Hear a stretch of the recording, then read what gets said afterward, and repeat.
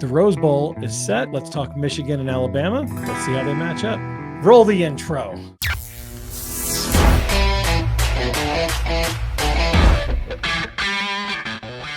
If you are part of the 95% of our audience that is not subscribed, please consider doing so. Thank you. This will be the first time that the Rose Bowl is not the Pac-12 championship game. Yep. Which is quite interesting. But we do have a very interesting matchup, which is considered to be kind of like your traditional slugfest of a college football game. If you're a college football purist, this is the type of game you want. You want Michigan and Bama playing Big Ten versus SEC. Let's get into the slugfest. You know what I mean? It's all defensive minded. Neither one of these teams have super high powered offenses. Michigan's defense is currently ranked number 2 in the country. Yeah. Alabama's defense is currently ranked number 18. Yep. So, and then their offenses aren't top ranked, No, Bama's 53rd in total yards and Michigan's 66th with correct. 380 yards. Yep, exactly. So, yeah, not great. No. And then, so when you get into these traditional powerhouses, you're looking at, rushing. There's going to be a ton of rushing the football. Neither one of these quarterbacks are known for, a ton of throwing. And Michigan's rushing offense is ranked 59th. Alabama's rushing offense is ranked 48th, and then Michigan's rushing defense is ranked number 5th in the country. Mm-hmm. And Alabama's rushing defense is ranked 31st. So, kind of a great rushing head-to-head battle here. Michigan has some fantastic players. They've got J.J. McCarthy, who's been with the program for 4 or 5 years. He completed 74% of the passes this year for 2,630 yards, and they've got their phenom running back in Blake Corum, who is absolutely fantastic. If you've watched any Michigan football, this dude is just great, man. I mean, he's physical, he's not huge, but he just runs people over. Right. He scored 24 touchdowns this year on 218 carries, averaging 4.7 yards per carry. Blake Corum will be a factor in this Michigan-Alabama game. I promise you that. Jalen Milroe is obviously the quarterback for Alabama. He really, and let me emphasize that one more time, really struggled in the beginning of the season throwing the football. And he kind of came into it after getting benched. He threw the ball. He's actually completed 65% of his passes on the season for 2,718 yards. But of course, he's got 5-star Alabama receivers to throw the ball to. And then they've got some really good running backs that Alabama always have. They've got Jace McClellan and Roydell Williams. Both those guys have over 100 carries. McClellan's good for 803 yards, averages 4.8 a carry, and Williams has 110 carries for 560 yards, averages 5.1 a carry. So they've got 2 running backs that can really pound the ball with. In fairness to Jalen, though, he really did kind of come around and turn his season around. He's a great story down there in Alabama. He actually is, and it's kind of surprising because obviously he's a 5-star recruit. He's kind of a dual threat guy. In the beginning of the season, I did watch some Alabama games, and I thought that he kind of ducked out of the pocket way too early. In these last couple games, he actually did stick in the pocket and attempt to throw the ball down the field a lot more, which paid off because, like I said, in that Auburn game, if he doesn't throw that ball into the end zone on 4th and 17 or whatever, Alabama loses. They are absolutely out of the college football playoff. Oh, yeah. He did throw for 192 yards with 2 touchdown passes and rushed for 29 yards against Georgia. So he did play well. Yeah. In that championship game. So. He actually played very well in the championship game. He played very well. And Alabama looked like they deserved to be the SEC champion, right?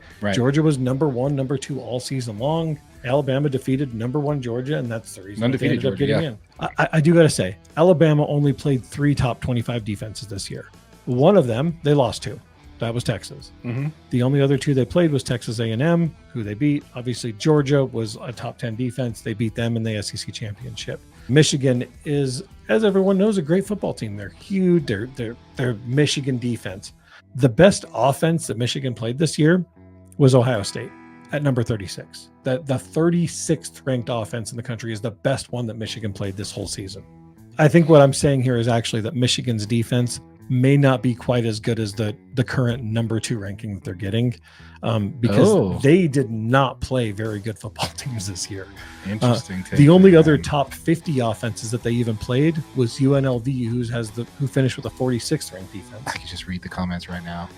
But 6 teams that they played had offensive rankings under 100. We're not going to come in here and say Michigan's defense is terrible. It's ranked second in the country for a reason. Absolutely. But what we're trying to point out is the fact that they didn't necessarily play against their defense didn't play against any offensive powerhouses this year. Yeah. Is basically what we're trying to say. No top 10 offense at all this year. That's correct. So that's basically what we're trying to say is that while they are number 2 in the country, we're basically just saying that their defense hasn't really played that hard of an offense, and it's going to be the same going into this Rose Bowl game. And I think that's something you got to take a look at, right? Yeah, like, you got to consider. But Michigan has played some really tough defenses. Yeah. Michigan played the number 1 defense in Penn State, and then they played the number 5 defense in Iowa in the Big Ten championship game. So they have played defenses better than Alabama's and won both those games. Currently, right now, Michigan is favored by 2.5 points early on with the over-under line at 46. I'm going to take the under on that line. Oh, I'm absolutely taking the under. Yeah. I mean, we're going to get into our predictions next week, guys. So make sure you turn in if you want to hear what we think, who's going to be winning. Make sure you hit the subscribe button, turn on your notifications. We're going to be giving a little bit further breakdown as far as some players maybe, and then we're going to go into who we think is actually going to win both. Who's going to be healthy, who's actually going to be playing that week, so a lot of things can change. All that stuff changes in a couple of weeks of practice. So we don't want to go too early. We just wanted to give you some basic analytical breakdown. And did you hear the conspiracy theory about Michigan versus Bama? Did you hear about this? No. I actually did not hear this. Okay, so the selection committee may have ulterior motives for pairing Alabama versus Michigan. The Coach JB show with Big Smitty, they have a podcast, and they kind of went into this, and a lot of people have been writing about it, so I figured it's worth talking about, that the committee has pitted these 2 teams together to expedite Jim Harbaugh's exit from the program. Because basically what they're doing is they put them against Florida State. They clobber them. Yeah. And then they're going to be in the championship game. You put Bama in there, then there's a chance that Michigan might lose. Right. Because Bama's been there, done that. Well, and they're one of the most talented football teams in the country. Right. To your point. Oh, no doubt. Act like you've been there before, right? Kind of attitude. Harbaugh spent a lot of time on suspension this year, missed a lot of games. There's a good chance that he may be exiting after this year. Right. That they're basically just trying to expedite that, get him out, so he's not necessarily being represented in the national title game. Wow. So I thought that was pretty interesting. What do you think? That's a very interesting take. And with that being said, I hope Michigan stomps Alabama like 56-0, and then the SEC's out, all because the college football playoff was absolutely wrong, and they didn't even deserve to be in the first place. I'm not a tinfoil hat type guy. I wouldn't necessarily think that that's the case. I think it's more likely to happen in the NBA than anywhere else, where someone's going to tamper like that. Yeah, but I agree. Honestly, if you were to tell me that was one of the reasons why they didn't pick Florida, I'd buy it. Yeah, I want you Michigan fans that are listening to this to tune in and let me know your thoughts. Yeah. Do you think the committee is trying to get Michigan out earlier due to all of this stuff? Or do you think it's just Alabama deserved to be there? You got to be careful, dude. I got people in Alabama. I know. And I got nothing. Dude, like I said, Alabama is one of the most talented teams in the country. Do they deserve to be there? I don't know. But is it the best matchup? Absolutely. Yeah, no, I agree. They are making the most entertaining games absolutely possible. I can't say anything more than that. Again, tune in next week. We'll have our actual predictions on who we think is going to win this fantastic matchup. Absolutely. By the way, everybody, appreciate the comments. Thank you for letting us down below what you guys think.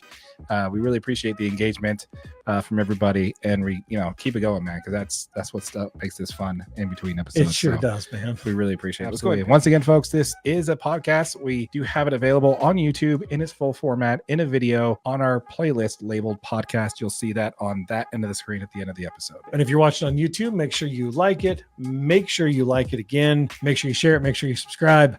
We appreciate all of your guys' engagement. We love the comments. We love the feedback. This show gets more and more fun to do every single week. So thank you guys. I do need to correct you on the like thing, though. You need to like it an odd amount of times, not an even amount of times. Because if you like it once and you like it again, that unlikes it. Yeah. So if you're going to like it, if you're going to continue to click like, make sure you click it 3 times. Make sure you click it an odd number of times. Odd number. You can do 7, you can do 9, you can do 11. I don't care. It's just always an odd number. As long as you like it. Once again, folks, we are on the grind to get to 1,000 subscribers. Once we do hit 1,000 subscribers and we get our first $500 in AdSense revenue, we're going to give that back to our subscribers. So make sure you subscribe and turn on the notification bell so you don't miss out on that giveaway.